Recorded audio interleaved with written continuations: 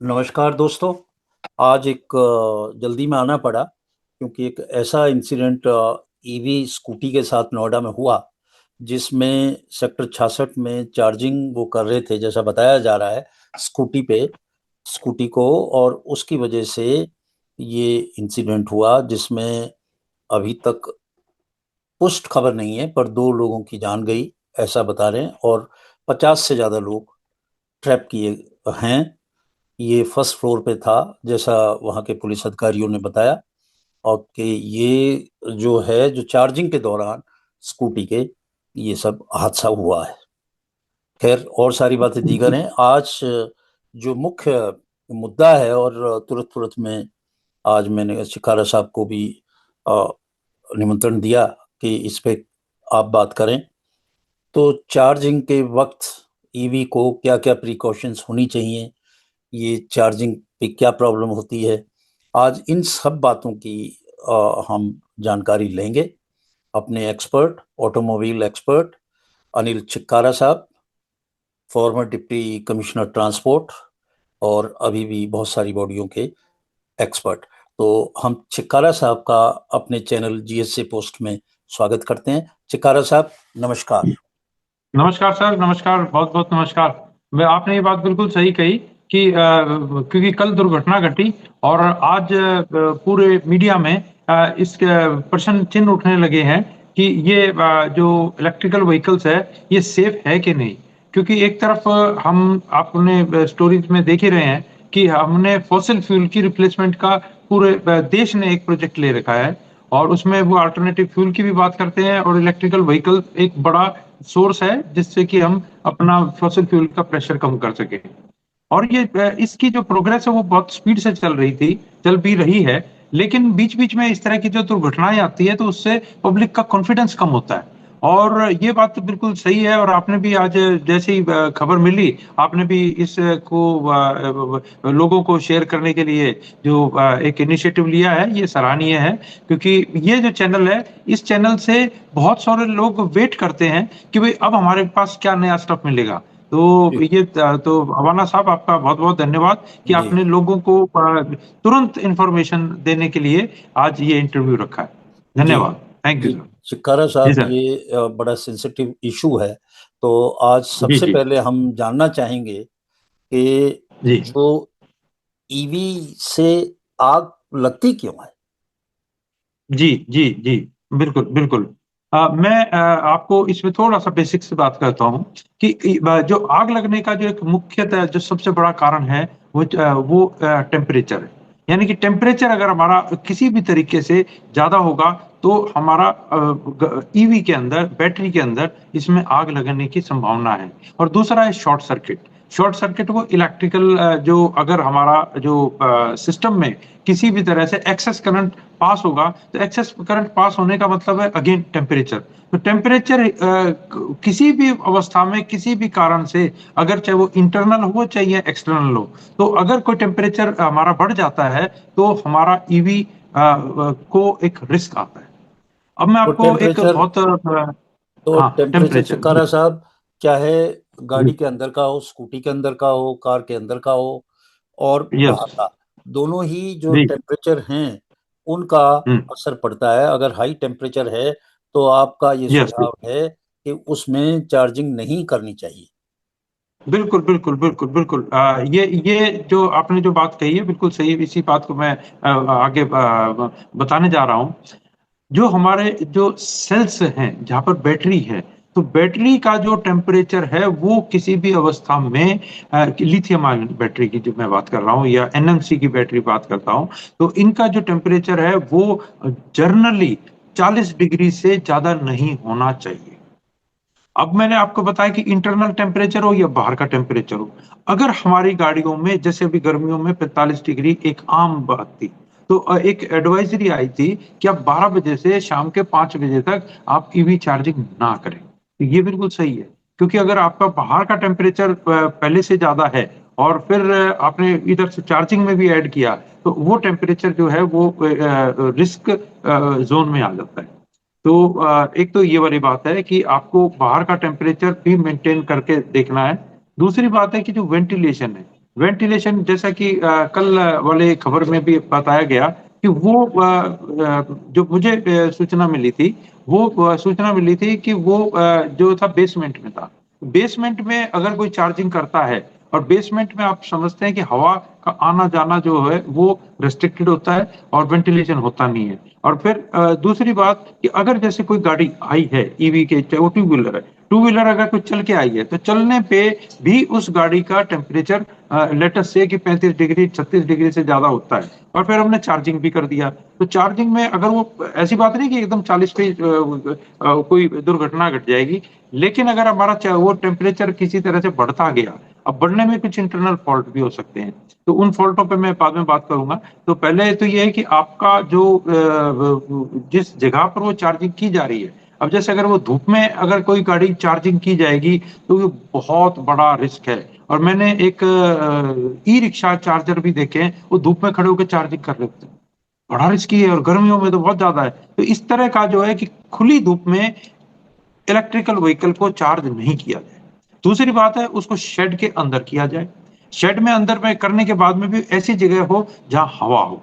तो अगर किसी का जो घर के बाहर कोई इस तरह हवादार एरिया है, तो वहां पर चार्जिंग करें। मैं एक सही मायने में एक किसी शख्स के, कई साल पहले की बात थी, तो उनके ड्राइंग रूम में टू व्हीलर ईवी खड़ा था, फ्लैट था नीचे का। तो मैंने कहा भी ये आपने कैसे खड़ा किया? बोले जी हम चार्जिंग करते हैं यहाँ। मैं जी क्या, कितना बड़ा रिस्क ले रहे हो आप? अपनी तार को लंबा खींचो, कृपया करके इसको बाहर ले जाओ। और कभी भी इस तरह की गलती मत करना कि वो बोले जी बाहर तो चार्जिंग का रिस्क ही रहता है कोई। मैं जी आप इस चीज का इंतजाम खुद करो, लेकिन ऐसी गलती मत करो कि इस चार्जर की मेरा को की मेरा रक्षा करने चिक्कारा के साहब, चक्कर में। चिक्कारा जी साहब, मेरा अगला सवाल सर। यही जी था जिसका आप जवाब दे रहे हैं जी कि जी जो जी। चार्जिंग घर में करना कितना सेफ है, और घर में करें या बाहर हम्म। करें, और घर में करें तो हम्म। प्रिकॉशंस क्या हैं। तो आप जी बता ही रहे हैं जी। कि घर के अंदर बिल्कुल ना करें, बाहर कोई घर जैसे, के कमरों में। हाँ जी। हाँ मतलब चलो मैं कमरे में ना इसके करें, बारे में इनसाइड। बताता हूँ। अगर हाँ बाहर कोई जी। गैराज है या ड्राइववे यस। है तो उसमें कर हम्म। सकते हैं। ऐसा ठीक है क्या? बिल्कुल बिल्कुल। बिल्कुल सही, छायादार अगर घर के बाहर जगह है तो कृपया वहीं करें। लेकिन इनसाइड एनक्लोज जगह पर, अगर आपका घर के बाहर भी अगर वो कोई इस तरह का कोई सर्वेंट रूम टाइप का है, या कोई इस तरह का बना रखा है, उसमें भी ना करें। मतलब इसके लिए आपको लगातार जहां पर फैन भी चलता हो और हवा आती हो वहां रखें। और सही बात तो ये है कि दूसरी साइड पे मैं लोगों को ये भी बताना चाहूंगा कि आप चार्जिंग स्लो चार्जिंग रखें। और घर घर के अगर आपको ईवी की ज्यादा लाइफ चाहिए, तो जो प्रोफेशनल चार्जर या फास्ट चार्जर है, फास्ट चार्जर पे ज्यादा मजबूरी में जरूर आप चार्जिंग कराएं। लेकिन अगर 2-3 बार आपने करा ली है बाहर फास्ट चार्जिंग, तो वापस आके आप अपने घर पे स्लो चार्जिंग जरूर करें। तो क्योंकि फास्ट चार्जिंग का मतलब हुआ कि सेल्स के ऊपर अचानक जो किलोवाट आवर्स होती है, किलोवाट आवर्स है एक तरह की पावर, बिजली का करंट, करंट विद इंटेंसिटी, वो अगर हमारे को ज्यादा दी जाएगी, तो उसमें भी बैटरी बार बार गर्म होना ठंडा होना ये भी ज्यादा अच्छा नहीं है। क्योंकि बाहर की जो फास्ट चार्जिंग में बैटरी ज्यादा गर्म होती है, और बैटरी के सेल्स की एफिशिएंसी कम होती है। तो तो आप घर पे करें, स्लो चार्जिंग करें, लेकिन जी से कम टेम्परेचर और हवादार वाली जगह। जी, तो ये माना जाए कि स्लो चार्जिंग बेटर है फास्ट चार्जिंग से। बिल्कुल सही बात है, ये ही है। क्योंकि मैं आपको जो भी चर्चा का विषय है, वो डोमेस्टिक गाड़ियों के लिए बात कर रहे हैं। मैं आज आप जो जो लोगों के पास फ्लीट है, जिन लोगों के पास अपनी बस चार्जर है, या उनके पास कोई और टैक्सी चार्जर है, तो वो लोग अपना बाहर से ही कराएं। उनके लिए तो क्योंकि ये फिजिबल भी नहीं होगा। ये तो ये है कि आपके पास एक गाड़ी है, ज्यादा से ज्यादा दो है। क्योंकि जो घर के भी चार्जिंग की कैपेसिटी है, वो अगर कार की है, तो एक चार्जर से दो गाड़ियों से ज्यादा नहीं की जा सकती। इसी तरह से अगर टू व्हीलर है तो ज्यादा से ज्यादा तीन। तो कहने का मेरा मकसद है कि आप घर पे करें। और जो उसकी जो स्लो चार्जर में भी हमारे रेंज आती है। एक होता है जैसे 1.5 तक किलोवाट के, तो वो वाले हमारे घर की जो आम लाइटें होती हैं, जो 16 एम्पियर का स्विच होता है, इस पे ही चार्जिंग, जैसे हम अपने इलेक्ट्रिकल अप्लायंस करते हैं, उसी तरीके से हम इस गाड़ी को भी चार्ज कर सकते हैं। इसका जी चार्जर आता है, और चार्जर में जैसे ही आप ऑन करेंगे तो उसमें कुछ लाइटें आती हैं। तो लाइटों का से आप पता लगा सकते हैं कि वो चार्जिंग की स्टेट क्या है। अगर वो जैसे तीनों लाइट आ रही हैं तो इसका मतलब हुआ कि वो चार्जिंग आपकी तीनों ज्यादा हो रही है। फिर एक लाइट रह जाती है हरी, तो इसका मतलब कि आपकी चार्जिंग लेटर से 75% से ज्यादा हो गई है। और अगर वो पीले रंग की आती है, सारी लाइटें बंद हो गई है, तो आपकी चार्जिंग जो है वो ऑलमोस्ट पूरी हो गई है, यानी कि 90% से अबव हो गई है। उसके बाद में येलो कलर की एक और लाइट जो इन बिटवीन होती है, यानी कि आपकी जब फुल चार्ज और लो चार्ज, इनके बीच का जो ट्रांजिशन है वो येलो लाइट का होता है। और अगर आपकी रेड लाइट पूरी आ गई है तो आप चार्जिंग बंद कर दें। और जी इसका जी एक और भी इसमें सिस्टम दिया गया है। चार्जर के जो एक ट्रांसफार्मर है वो बेसिकली एसी करंट को डीसी करंट में बदलता है। तो डीसी करंट के साथ में उसमें एक फैन चलता है, तो वो फैन अगर बंद हो गया तो ये इसका मतलब है कि चार्जिंग आप बंद कर दें। जी जी। हम अच्छा। मोबाइल फोन की तरह से कई बार चार्जिंग लगा के सो जाते हैं और सुबह उठते हैं, ये एक ठीक नहीं है तरीका। हाँ, तो अच्छा उसके एक। लिए भी जी। जी जी बताएं। हाँ, तो मतलब उसमें भी यही था कि आप फैन बंद हो जाए, रेड लाइट आ जाए, तो इसको मॉनिटर भी करते रहे। ये आपको इससे पता चल जाएगा आपके घर की प्रैक्टिस से कि कितनी देर में ये लाइट बंद हो रही है या फैन बंद हो गया है। तो फिर आप उस चार्जर को हटा दें, क्योंकि ओवर चार्जिंग भी ठीक नहीं है। 90% के बाद अगर आपकी गाड़ी, कई कई लोगों को ऐसा शौक होता है कि नहीं मैं तो फुल 100% करूंगा। ये 100% चार्जिंग कराना भी एक गलत तरीका है, क्योंकि जैसे हमारे 90% से अबाउ जाती है तो वो चार्जिंग कम होती है, हीटिंग ज्यादा होती है। और हीटिंग आपको बताया कि it is dangerous for the EV. तो ये भी तरीका है कि हमें बैटरी का एक साइकिल है, तो साइकिल का मतलब है कि आप 95 90 तक परसेंट तक चार्ज करें, फिर उसको यूज करें उसको 40% तक, 35% तक, फिर उसके बाद में चार्जिंग करें। ये जो है ना कि भाई आपने 5% गई फिर एकदम चार्ज कर लिया, तो ये भी एक अच्छा प्रैक्टिस नहीं है। क्योंकि अच्छा। हमारे को इलेक्ट्रिकल व्हीकल के बारे में बहुत ज्यादा जानकारी की जरूरत है। जी जी। जी जी। चिकारा साहब, एक और बड़ा कॉमन मैन का सवाल है, तो जी। इसको जरा आप बताएं कि हम्म। ये कैसे पता चले एक आम आदमी को कि उसकी बैटरी जो है वो सेफ है। हाँ, अच्छा, बिल्कुल बिल्कुल, ये तो आपने ऐसा क्वेश्चन पूछा जो इनकी इलेक्ट्रिकल व्हीकल की मार्केटिंग को अफेक्ट कर दिया। सबसे बड़ी अच्छा। जो बात है कि हमारे जब भी हम इलेक्ट्रिकल व्हीकल खरीदना जाते हैं तो हमारा सबसे बड़ा क्राइटेरिया होता है प्राइस। हम ये देखते हैं कि गाड़ी सस्ती है, यस। फिर हम कंपेयर भी करते हैं, तो एक गाड़ी 1 लाख रुपए की आ रही है, उसी तरह की एक गाड़ी आपको 60-70 हजार में मिल रही है, यानी 30 हजार रुपए का डिफरेंस, एक बहुत बड़ा डिफरेंस है। 40 हजार का भी डिफरेंस आ जाता है। तो अब क्या होता है कि ये जो गाड़ियों में सबसे बड़ी बात है, एक तो होती है एनएमसी बैटरी। उसका मतलब है निकेल मैग्नीज कोबाल्ट। ये एक्चुअली पुराने टाइप की बैटरी है और ये सस्ती बैटरी है। हम ये नहीं देखते कि हम तो कहते हैं बैटरी है, रेंज है, चलो जी ले ली। तो अब वो एनएमसी जो बैटरी है उसका जो टेम्परेचर है, यानी कि आग लगने का जो टेम्परेचर, वो 90 डिग्री। जैसे ही आप बाहर भी अगर उसके आसपास वातावरण ऐसा है कि 90 डिग्री अगर टेम्परेचर आ गया, उसको बोलते हैं थर्मल रन अवे। तो थर्मल रन अवे जो है वो अगर किसी भी तरीके से, मान लीजिए सपोज आपके घर के में आग लग गई, और आग लगने का जो टेम्परेचर है, बाहर का टेम्परेचर 90 डिग्री हो गया, तो ये बैटरी भी अपने आप आग लग जाएगी उसमें। तो कहने का मतलब है कि एनएमसी बैटरी जो है कृपया ना लें।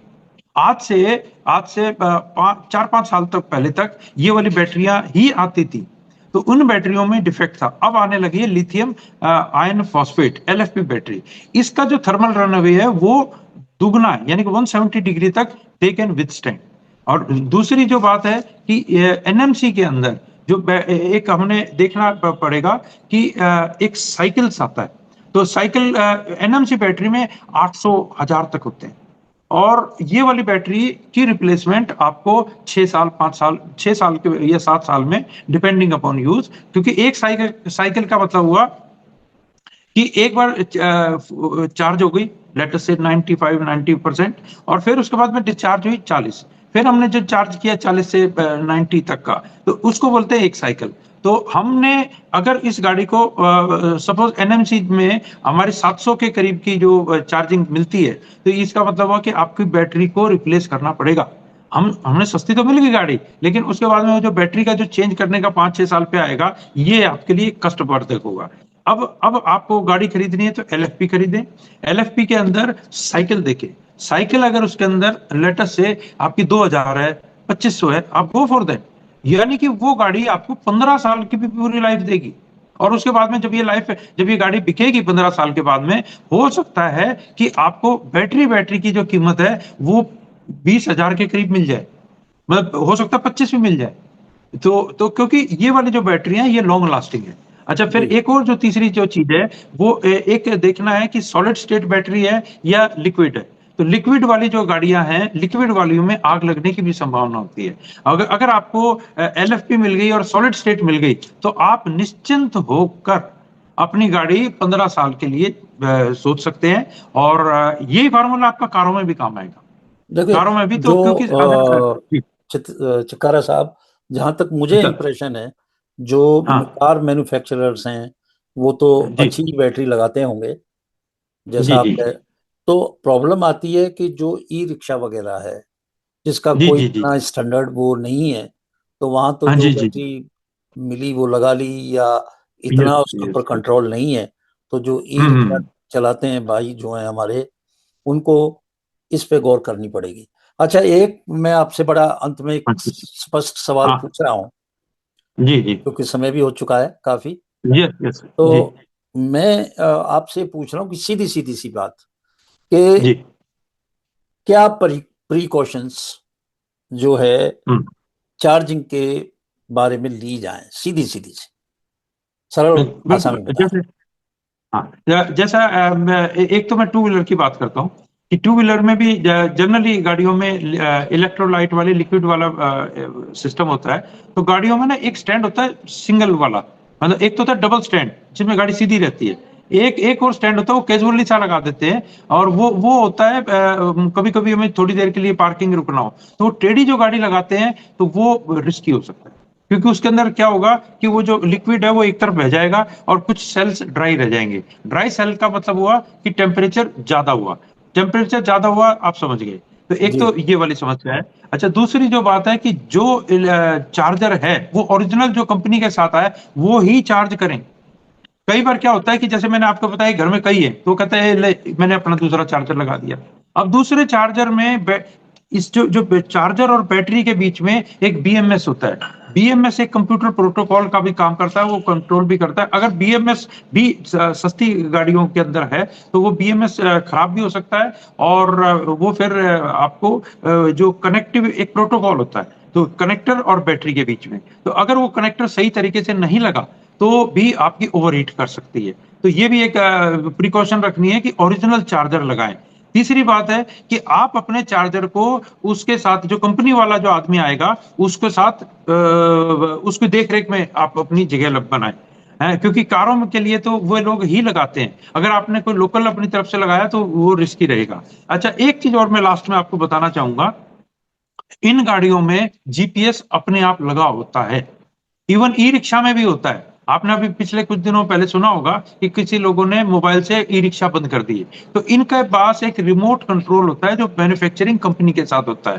तो जो छोटी मोटी कंपनियां होती हैं फ्लाई बाय नाइट, वे लोग इस चीज का मेंटेन नहीं रखते, जिसमें कि अगर अगर आपकी गाड़ियों में कोई कमी रहती है तो मैन्युफैक्चरर पे अलर्ट आ जाएगा और वो आपको बताता भी रहेगा, और वो अपने एंड से आपकी गाड़ी थ्रू जीपीएस के मोबाइल जैसे नेटवर्क रहता है, वाईफाई सिस्टम भी इस गाड़ियों में होता है, तो वो अपने आप भी ठीक करते रहते हैं। तो ये जो सपोर्ट आपको एक आफ्टर सेल सर्विस में दे रहा है, और उनसे इंश्योर करें कि जी आपका सॉफ्टवेयर सिक्योर्ड है कि नहीं, तो तभी उन गाड़ियों को खरीदें। वे वो जो है चीजें वो आपको सेफ बनाएंगी। और आपने अगर लापरवाही रखी, या जैसे आपने सोचा कि जैसे हम कार स्कूटर जो पेट्रोल की गाड़ियों के साथ में केयरलेस जो सिस्टम है, अगर आपने केयरलेस सिस्टम रखा तो it will be A risky activity और रिस्की प्रपोजिशन। तो आप अपनी कंपनी के जो फॉलोअप है उससे लगातार संपर्क रखें। गाड़ी को पानी से ना धोएं। एक और भी बात है कि गाड़ी को आपने ड्राई क्लीनिंग करनी है। और क्योंकि अगर पानी आपका बैटरी के ऊपर पड़ गया तो वो शॉर्ट सर्किट हो सकता है, तो वो चीज का भी ध्यान रखना है। और हवादार छाया में ये वाली चीजें रखनी है, ओवर चार्जिंग ना करें। तो कुछ इसी तरह की जो गाइडलाइन है जो हमारे ओनर मैनुअल में भी दे रखे होते हैं, कृपया उसको पढ़ें। जी जी जी। चिकारा साहब, आज आपने बड़ी उपयोगी जानकारी दी। और जो इंसिडेंट हुआ चार्जिंग का, तो बहुत सारे लोग के सवाल थे जो मैंने आपसे पूछे। जी जी जी और आपने जी जी बहुत ऐसी उपयोगी जानकारी दी कि इन कई बातों का तो हम लोगों को बिल्कुल नहीं पता था। जी और जी आप हमारे चैनल पे आए जी जी और बहुत टाइमली आपने जो है इन सब चीज़ों का उत्तर दिया। आइंदा भी जी जी हम आपसे रिक्वेस्ट करते रहेंगे कि आए, क्योंकि जी ये एक ऐसा फेस है जिसमें ईवी भी आ रहा है, उधर एथनॉल भी आ रहा हाँ है, उधर जी दूसरा हाँ भी आ रहा है।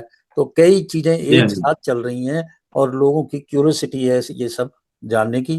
तो आप जी हाँ चैनल पर आए, हमारे दर्शकों को अ, ये सब जानकारियां आपने दी।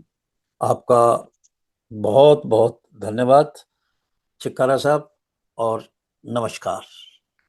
नमस्कार, धन्यवाद आपका और आपके सारे जो चैनल सुनने वालों का, क्योंकि वो भी अलर्ट रहते हैं और वो भी आपको समय-समय पर बताते रहते हैं कि जी अब क्या चाहिए। तो बहुत बढ़िया एक ये चैनल हम समाज में जुड़े हैं। इसके लिए आपका बहुत-बहुत धन्यवाद। थैंक यू जी, नमस्कार। नमस्कार।